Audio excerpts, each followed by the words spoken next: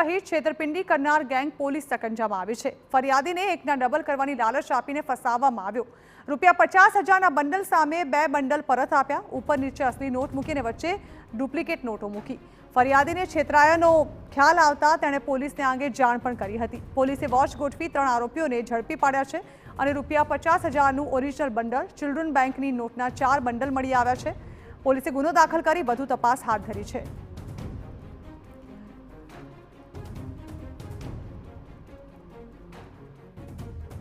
રસ્તા પાસે વોચમાં હતા તે દરમિયાન આ કામે જે આરોપીઓ છે એ ગાડી ડિઝાયર ગાડી લઈ અને આવી જતા આ કામના જે આરોપીઓની ગાડી સર્ચ કરતા ફરિયાદીએ આપેલા ₹50,000 તેમજ ચિલ્ડ્રન બેંકના કુલ 4 જે બંડલો છે એની આરોપીઓની ગાડી પાસેથી કબજે કરવામાં આવેલા અને જે અનુસંધાને ચાકલિયા પોલીસ સ્ટેશન ખાતે BNSS કલમ 308(4) અને 61(2) મુજબનો ગુનો રજીસ્ટર કરવામાં આવેલો છે અને આ કામે કુલ 3 જેટલા આરોપીઓને હાલ હસ્તગત કરવામાં આવેલ છે અને હાલ તપાસ ચાલુમાં છે।